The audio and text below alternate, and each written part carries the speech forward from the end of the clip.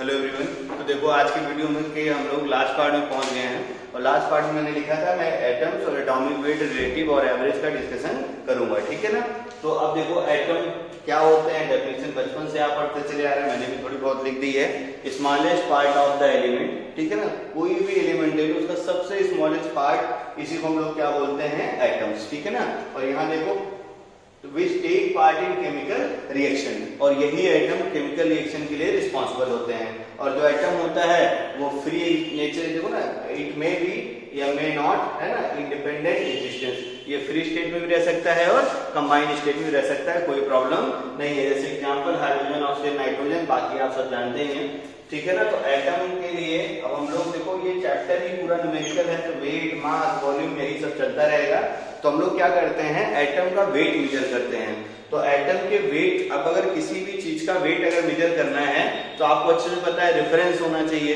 बगैर रेफरेंस के आप कोई वेट मेजर नहीं कर सकते हैं। जैसे मान लो जो आप जो है सब्जी लेने जाओ तो सब्जी वाला क्या करता है, पुराने, अब तो मान लो सब इलेक्ट्रॉनिक सबके पास हो गए हैं जो है वेट करने वाली मशीन, नहीं तो पहले क्या होता था, देखा भी बहुत सारे लोगों ने, है ना। आपको ऐसे एक डिवाइस होती है इधर, जिसको बोलते हैं बैलेंस या तराजू हिंदी में। तो क्या करता है, 1 किलो टमाटर दे दो तो 1 किलो का अपना रेफरेंस उठाएगा, एक साइड रखेगा, इधर आप टमाटर रखते रहेंगे, 1 किलो बराबर हो गया तो आपको दे देगा। तो यहाँ पे रेफरेंस होना बहुत जरूरी है। तो यहाँ जो हम लोग रेफरेंस लेते हैं, एटम के केस में जो रेफरेंस लेते हैं वो हम लोग रेफरेंस लेते हैं कार्बन के आइसोटॉप्स का, ठीक है ना। इसका आइसोटॉप का रेफरेंस लेते हैं कार्बन। तो ये जो कार्बन है ना, इसके 2 आइसोटॉप होते हैं, एक होता है C612 और एक होता है आपका, ठीक है ना, C614। तो ये कार्बन के 2 आइसोटॉप होते हैं नेचर में, एक जो है 12 वाला और एक क्या होता है 14 वाला। ये बायो वाले जानते होंगे, कार्बन 14 का काम किसमें होता है, कार्बन डेटिंग में, ठीक ना। ओल्ड एज ट्री अगर है, ठीक है ना, तो आपको जो आपकी तो एज पता करना है, कोई पुराना सामान है, जैसे आपने पढ़ा मोहनजोदड़ो, हड़प्पा, ये सब में ना पता कितनी पुरानी सभ्यता है ना, कितना पुराना सिविलाइजेशन है, वो कैसे पता चलेगा, इन्हीं कार्बन डेटिंग से, भाई ये इतनी पुरानी है, इतनी पुरानी है।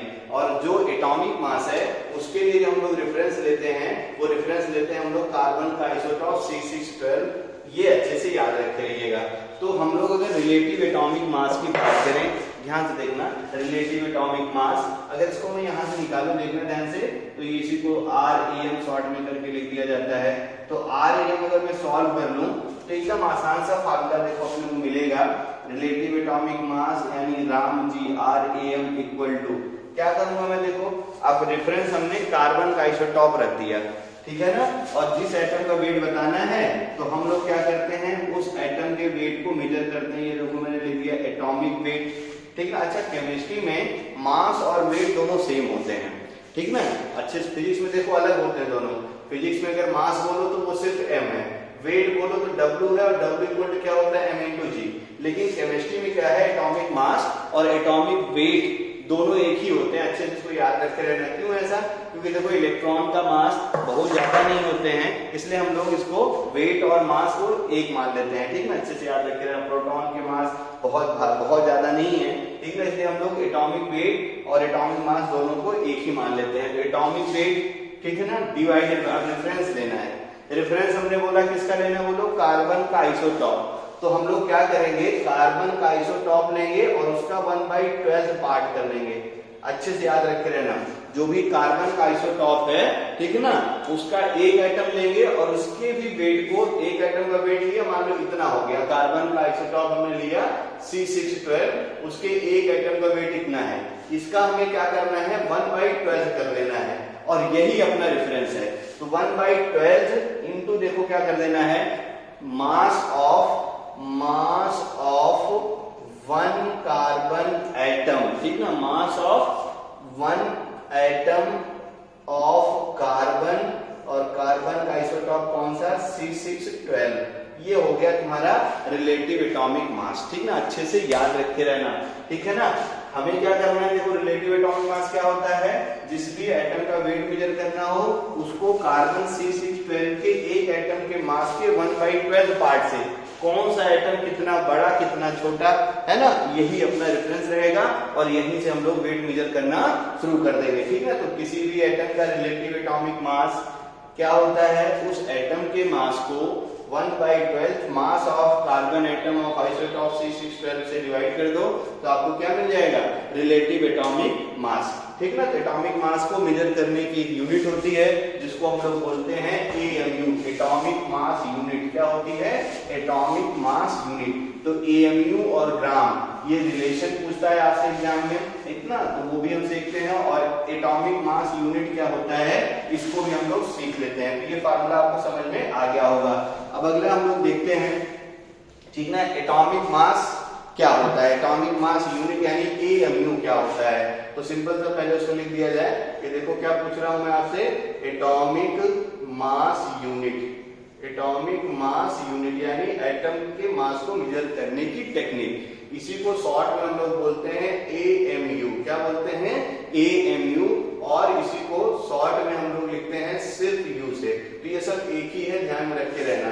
तो एटॉमिक मास यूनिट या सिर्फ U क्या होता है, स्मॉल u, कैपिटल नहीं, स्मॉल u छोटा सा बना दो, इससे हम लोग लिखा करते हैं। ठीक है ना, तो अब देखना ध्यान से, जैसे आपसे पूछेंगे जरा बताइए AMU क्या है, एटॉमिक मास यूनिट, तो अब फिर मुझे बताना नहीं भाई, कार्बन के आइसोटॉप का 1/12 पार्ट लेना है, यानी 1/12 है ना, और क्या हो जाएगा, इनटू क्या हो जाएगा, द मास ऑफ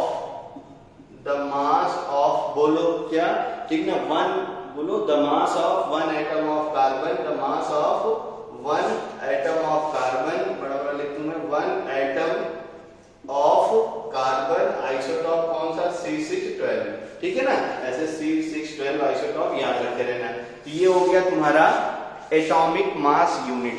अब देखना ध्यान से, 1/12 मास और mass of one carbon atom isotope जब 1/12 कर दो, ठीक है, मतलब ये समझो ये कार्बन का आइसोटॉप है, मान लो C612, इसका एक एटम का मास इतना है, इसके हम लोग क्या करें, 1/12 पार्ट कर दें। कितने पार्ट कर दें, इसके हम लोग 1/12 पार्ट कर लें, मान लो इतना बड़ा आ गया, ठीक ना, 1/12 पार्ट मान लो इसका इतना बड़ा आ गया, तो इसके मास को 1/12 कर दो, तो यानी ये जो डेटा है, यानी ये वाला डेटा, इसी डेटा को हम लोग क्या बोलते हैं, एटॉमिक मास यूनिट।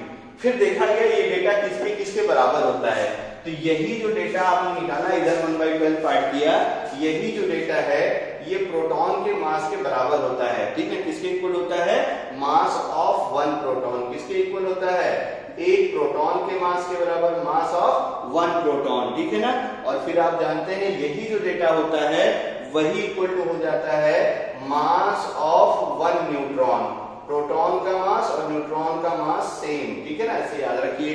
तो ये हो गया एक प्रोटॉन के मास के बराबर, या AMU किसके बराबर, एक प्रोटॉन के मास के बराबर या एक न्यूट्रॉन के बराबर।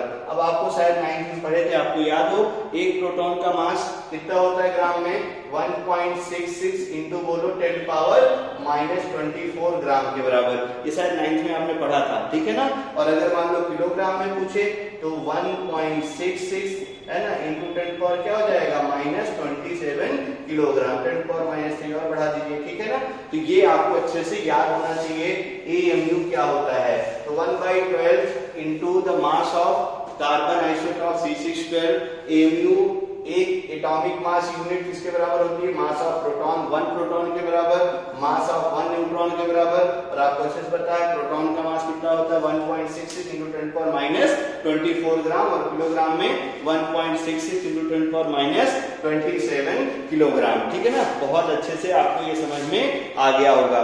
ठीक है ना, अब देखो ध्यान से, अब हम लोग देखते हैं कि AMU को ग्राम में कन्वर्ट कैसे करेंगे। ठीक है ना, तो हम लोग ये भी रिलेशन देख ले सकते हैं कि AMU को अगर मुझे ग्राम में कन्वर्ट करना है, मतलब इस एटॉमिक मास को अगर मुझे ग्राम में कन्वर्ट करना है तो हम लोग कैसे कन्वर्ट करेंगे, इसको ध्यान से देखना। तो अगर मैं ग्राम की बात करूं, ठीक है ना, तो ग्राम और जो है हमें क्या करना है, एटॉमिक मास को रिलेट करना है। तो अब ऐसे देखो ध्यान से, हमारे पास मान लो कोई एक एटम है, कोई एटम मान लो X है, और इस एटम का एटॉमिक वेट हमें जो पता चलता था, याद करिए आप, ये एटॉमिक वेट किसमें पता रहता था, ग्राम में। और आप अगर ध्यान से देखिए तो मैं बार बार बोला करता था कि एक मोल एटम के मास को हम लोग क्या बोलते हैं, ग्राम एटॉमिक मास, या यही ग्राम एटॉमिक मास क्या होता है, एटॉमिक वेट इन ग्राम। और ये क्या होता था, याद करो, ये होता था mass of one mole atom, यही चीज क्या होता था, mass of one mole atom. तो एक मोल एटम के मास को हम लोग क्या बोलते हैं, ग्राम एटॉमिक मास या एटॉमिक वेट, या एटॉमिक वेट किसमें है देखो, ग्राम में। तो क्या हो गया देखो, अगर एक एटम का मास amu है, ध्यान से देखना, एक एटम का मास amu है और एक मोल के में कितने एटम, Na के बराबर, तो ये सॉरी, तो ये किसके बराबर हो गया देखो, यही वैल्यू किसके बराबर हो जाती है, ग्राम के बराबर। अच्छे से ये रिलेशन याद होना चाहिए, ठीक ना, 1 amu into Na, 1 amu into Na equal to किसके बराबर होता है, 1 ग्राम के बराबर। भूलना नहीं रिलेशन, देखो ऐसे समझोगे तो कभी नहीं भूलेगा। फिर से मैं इसको समझा दे रहा हूँ, आपके पास एक एटम है कोई भी, है ना, आपके पास कोई एक एटम मान लो x है, इस एटम का तुमने ग्राम एटॉमिक मास बोला कि चलो इसका ग्राम एटॉमिक मास x ग्राम के बराबर है। अब तुम्हें अच्छे से पता है ग्राम एटॉमिक मास अगर x ग्राम है तो यानी ये क्या है, ये है मास ऑफ 1 मोल एटम, यही है ना, मास of 1 mole atom of capital X, यही बात हो गई। अब एक मोल एटम में का मास ग्राम में इतना है, तो एक मोल में कितने एटम है ये देख लिया जाए, तो एक मोल में होते हैं Na एटम और एक एटम का मास क्या होता है, amu के बराबर। तो यानी जब 1 amu इंटू Na कर दोगे तो आपको क्या मिल जाएगा, कितने ग्राम के बराबर। ये रिलेशन बहुत इंपॉर्टेंट है, अच्छे से याद रखते रहिएगा। 1 amu into Na equal to क्या हो जाएगा, 1 ग्राम के बराबर, ठीक है ना। तो ये है आपके amu और इसमें थोड़े से रिलेशन, इसको अच्छे से याद रखते रहिएगा। मैं कुछ क्वेश्चन ले दे रहा हूँ और ये कुछ जो है क्वेश्चन आप सॉल्व करके आइएगा, ठीक है ना। तो ये हो गया amu ग्राम रिलेशन, amu क्या होता है, ये सबकी कहानी, ठीक है। जैसे मैं क्वेश्चन लिख दूं फटाफट, find the mass of 1 mole proton, ठीक ना, यहाँ मैं लिख दे रहा हूँ क्वेश्चन, इसको घर पे करिएगा, ठीक ना। फाइंड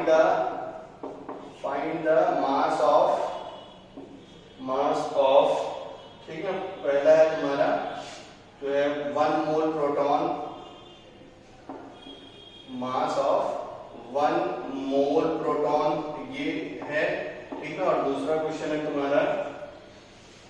है तुम्हारा find the mass of 1 mole neutron, 1 mole neutron, ये कर दीजिएगा आप क्वेश्चन, ठीक है ना। और एक क्वेश्चन और लिख रहा हूं मैं, हाउ मेनी ईयर,